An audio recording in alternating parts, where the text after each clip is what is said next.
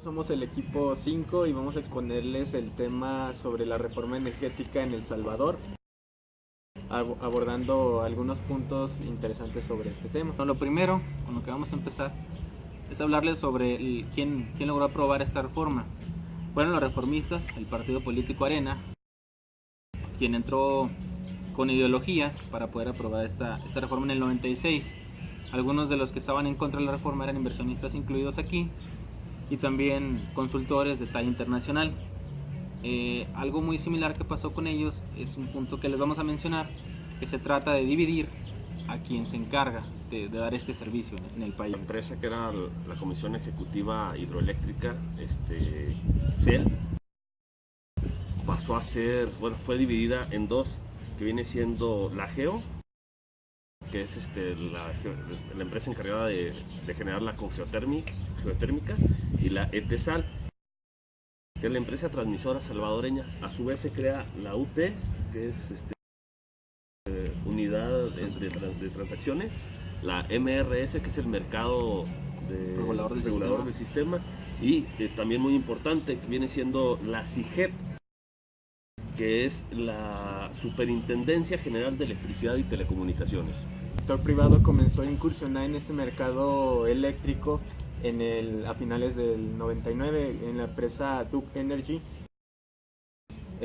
Compró las instalaciones de generación térmica, y también en 2002 la empresa italiana Enel Green Power se convirtió en socio de la empresa CEL. También en el libro, muy importante, y son los datos más rescatables, es un cuadro en el que nos muestra en el 2003 cómo estaba la producción de energía eléctrica en el país.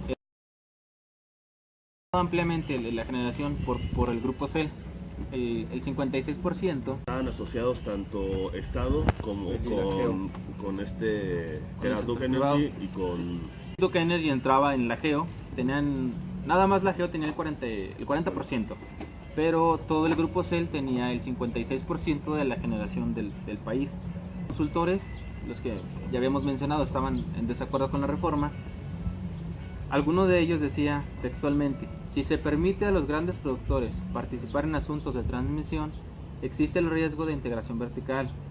Esto es lo que principalmente se pone en contra con ese tipo de cosas, con ese tipo de aspectos que son la reforma eléctrica. Porque al tener integración vertical se deja de lado la competencia. Si no tenemos competencia, entonces se crean los monopolios. Si alguien domina el mercado, entonces decide qué se vende, cuándo, cómo, por qué. El mismo precio lo manejan ellos. La distribución, existía una tendencia donde el grupo CAESA era el que mantenía dominado el mercado con un 68%. A finales del 2008 se empieza una propuesta. Contratan estudios de consultoría para contratos de largo plazo. Los contratos se mantenían en corto y mediano plazo hasta antes de ese punto. Esta reforma fue un fracaso realmente, a lo que explica Fueron puras incoherencias que los llevaron a tomar malas decisiones por la premura de llevar a cabo los contratos. Lo único que ellos consideran, o que se menciona en el capítulo como un gran acierto, es vender al sector privado las acciones del grupo CEL.